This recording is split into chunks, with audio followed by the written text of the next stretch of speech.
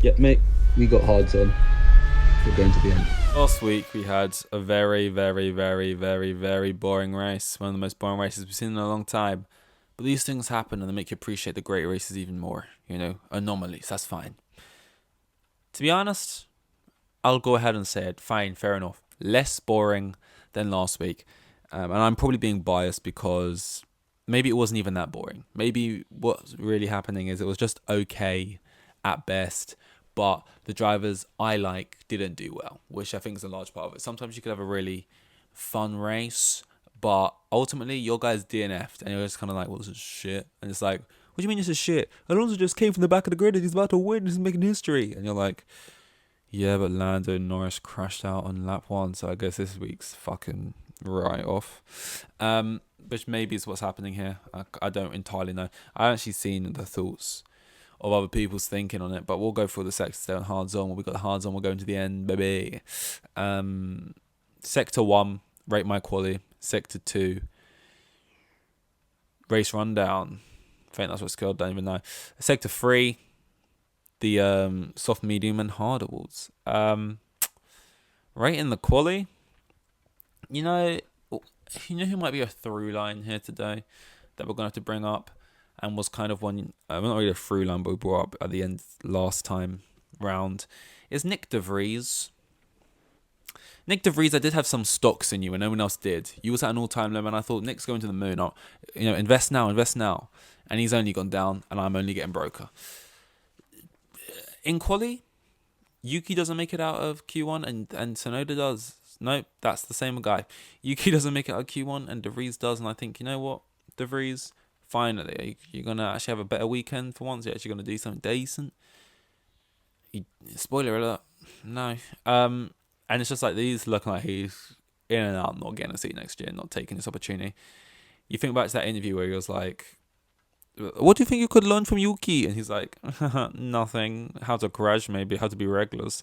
And it's like, how did you have this much confidence off of one race? I know I was backing you off of one race, but I don't know, Nick. You're not showing out. Like, I don't know. Was that just really good luck how he managed to like drive well in, where was it, Imola or whatever?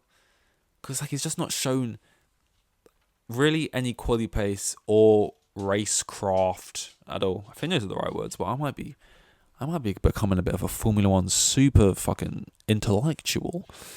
Definitely not. I barely know how DRS works. Quali, it was actually good quali, and I need to learn my lesson because I rage quit quali. Hamilton went out in Q2 and I rage quit quali, guys.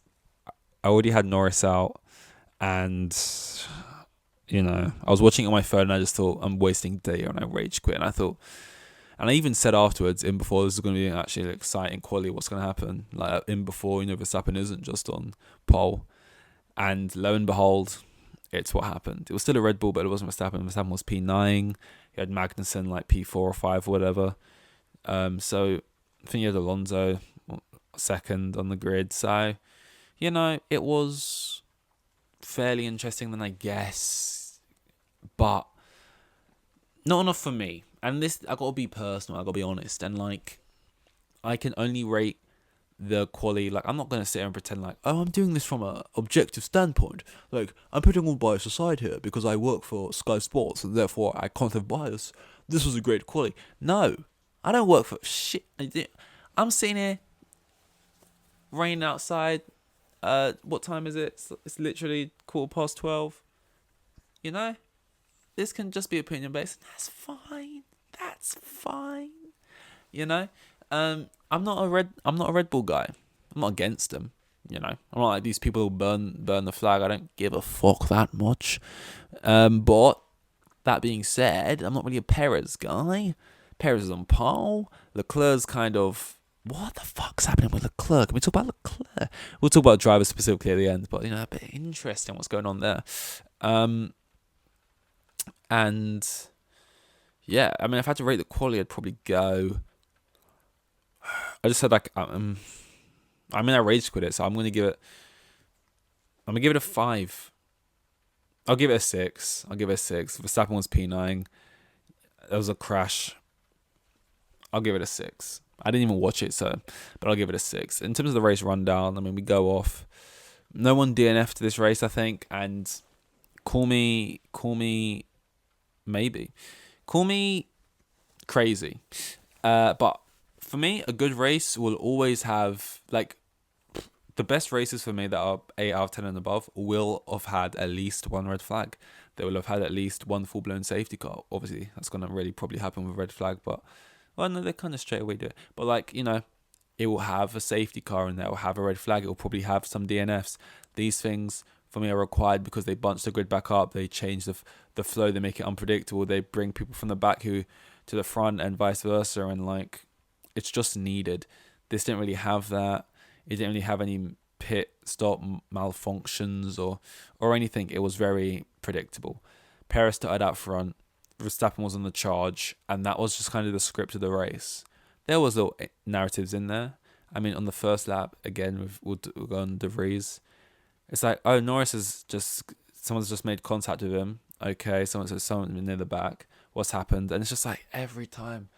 Oh, it appears it was Nick De Vries. Like, he literally is the Mazepin of this year. Like, every time, it's him. The Latifi, like, it's always him. And then for the rest of the race, just sort of sits back in like P18 or whatever. Yeah, you can look at little smaller narratives on the end there. Hamilton started off a bit slow, but got into the rhythm of things. Sure, Leclerc, there's something to be said about him recently in that car, maybe, but I just think it wasn't a great race, really. Like, if you're a big Red Bull Verstappen fan, great, but like, it just wasn't great. It wasn't great. And I think the start of the year, the first 3 races were actually all decent. They were all between sort of 7s, 6s to 8s. We've had 2 stinkers in a row. The first stinker we got was after a long break. Double header, double weekend, and they just it wasn't really given what it was meant to have gave. Another little break, and then we'll come back with, I did just Google this, so it should be on my brain somewhere if I can search through the folders. It's not there. Is it? No, it's not there. I have no clue what it is. But I did literally check it about 10 minutes ago. But that's on like the 21st now, so we've got another break, another week off. In terms of the race, I mean, I don't really rank the races. Maybe I do. I can't remember what the format of this is. But yeah, there's something to be said about Leclerc, and we'll speak about drivers more specifically now that we're into the awards section, the biggest section really. I kind of whizzed through the first 2. Hard, medium, and soft award. 3 awards. Hard award sort of goes to sort of the most I'm him performance. Kind of, and you don't have to finish first to get that. You could finish 7th, 17th, but you had a moment. You said something fiery on the radio when you did it. It looked cool. It doesn't really have to even be a racing thing. It can just be, you'll catch the drift. Then the medium award goes to someone who I think was low-key mid. Maybe went under the radar. Just had, maybe needs to be questioned a little bit. So medium isn't actually medium. It's mid. It's just below medium, in my opinion. So it's sort of like, and not enough people are talking about it. There's too many rules for these awards, I know. And then soft is the most, it's flaccid. It's just the most like, yep, you really were just not great. Didn't perform. There we go. The innuendos are perfect for this. In terms of the hard, Verstappen is one person that you got to throw the name into. Obviously, he won. It comes back from 9th. He had a little kind of a battle with George where, like, he definitely was thinking about the prior race when he got into that. George would obviously be thinking about that as well. Like, after Verstappen called George a princess, is that George wanted to say something of the same level of pain as back, and then in an interview he called him like, he said he called, I can't remember the exact thing he called Verstappen. He said something like throw your toys at the pram, or like something on a similar level or two of being called a princess, sort of like in retaliation to that comment, which I love to see. I love to see it in this sport, I really do. So I'm trying to think of anyone else who could even come close to getting a hard award, because like I'm not just trying to give it to him because he won, but I just don't think anyone else. I mean, Alonso again, he got P3. I think he's had the P3, P3, P3, P4, P3 so far this year, I think. And then he had that moment, I guess it's kind of cold, top 10 coldest moments, where he's like, oh wow, did Stroll? What position is he in? Not overtake, very good. And then whoever it is in the commentary is like, oh, he's showing off there. But I mean, I don't know, it's a bit too obvious for me. It's a bit too try hard. He's trying to get into my good books for the hard award. I see you, Alonso. Look, guys, it was a boring race. I'm not going to sugarcoat it. I'm not going to polish a turd. Hard award goes to Verstappen. Congratulations, son. Medium, I think it's got to go to Leclerc. Who, I mean, Sainz finished above him, I'm pretty sure. He got overtaken by Hamilton. I think he finished about 7th in that Ferrari. Kind of coinciding with people starting to have questions about him, sort of starting to make articles about him. Leclerc stands and fans alike sort of starting to have retaliations to those articles saying, you know, he didn't get...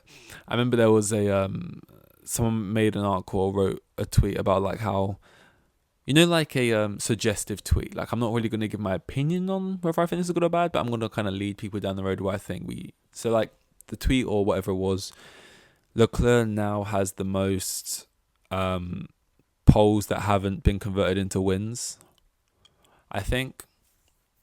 And it was kind of just like, they didn't put it, but like eyes emoji as in like to say, Leclerc's a shit racer because he's only good at putting it on pole and never can. You know, you're at the front of the grid to start the race and you're never winning from there. Like, it's not good enough type thing. But not saying that.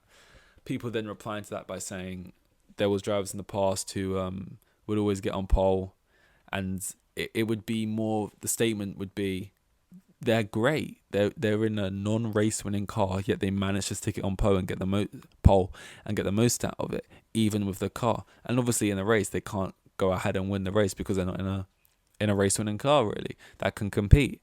But it just shows that over one lap they can get the most out of it and get it on pole. So they say it in a positive way. And now we're chucking it at Leclerc saying it's a negative way that doesn't turn them into wins. If he was in a Red Bull and he's getting all these poles and never getting wins, that's different. But he's in a Ferrari that can't really compete with the Red Bull right now. And I get both sides. But it doesn't help when this week he then sort of has quite a midweek. And I think he's the person I'm going to call out for the mid award. Because like, it wasn't terrible. He's still got top 10, still got points and that. But I think I wouldn't have chose Leclerc if he didn't get overtaken by Hamilton towards the end, but Hamilton manages to get there and actually salvage a decent weekend after a poor qualifying and being stuck behind Albon for too many laps probably, and just managed to sort of salvage a decent weekend towards the end of the lap there. Looked like it was going good on the mediums and like, yeah. Not let George gain on him too much in the standings. Soft, flaccid. Piastri, maybe. Didn't have a great race, maybe. Gained a lot of positions at the start, but I think maybe got damaged or something. He kind of was just there at the back. Maybe the McLaren didn't have pace. Lando, but again, that wasn't really his own fault. He got drove the back into by fucking De Vries, and De Vries is sort of maybe the obvious option. I mean, we haven't really spoken about the Haas cars. You could maybe go for like Magnussen. I'm not expecting him to fucking stay in that position, obviously, but you know, to start that high. But I'm gonna, obviously, I think this might be a second week in a row. I mean, at some point after we've done about 10 races, I'm gonna go through all of this and like tally up who has the most like awards or what. But I think this might be the second time that De Vries is getting, second time in a row as well, that De Vries is going to get this flaccid sort of soft tyre award. Because it was a flat performance. Like, what wouldn't bother me is I feel like, and maybe he got damage that he had to deal with for the whole race, and that's the thing I don't know, because maybe that's the case. But I just feel like if Tsunoda did do that thing, because he was rash, and he is rash still, and he maybe wants to impress, right? But if Tsunoda makes a challenge at the back of the grid and he maybe crashes into someone or does whatever, that's one thing. Even doing it consistently, that's one thing. But like, then at least go and show something for the rest of the race. Like, overtake a couple people, or like at least... He just crashed into Norris and then just sat at the back for the whole race. And yeah, maybe had damage, but like that's what's been happening almost every race. Like, if at least he crashes into Norris, but then he manages to climb back up and get P14, P15. You know, and I'm saying this because you see Tsunoda out there, who I think, similar to how Alonso has been third, full third or whatever. Tsunoda's been like 11th, 10th, 11th, 10th or whatever. So it's like he's constantly battling for points and you're constantly being dog shit.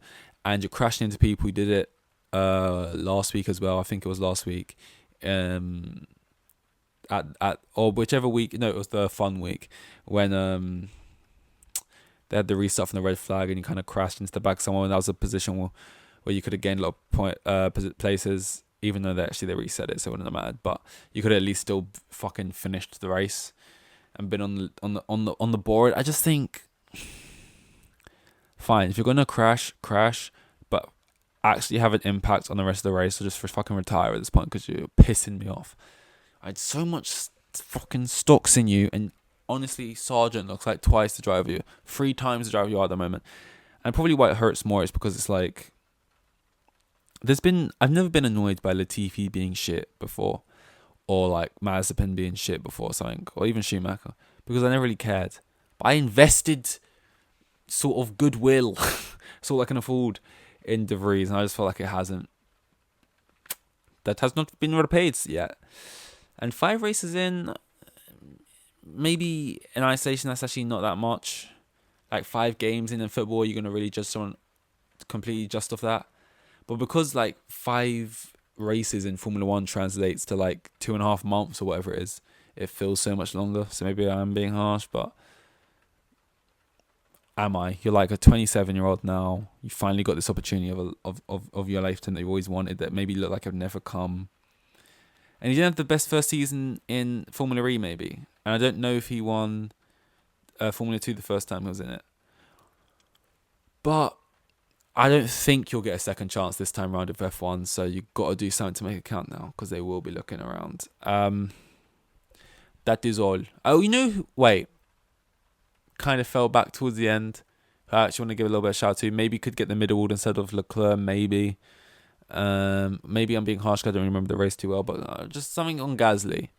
Gasly, I see you, maybe not in the best way, and I think you've been a bit recently. I'm not sure what's been going around with Gasly.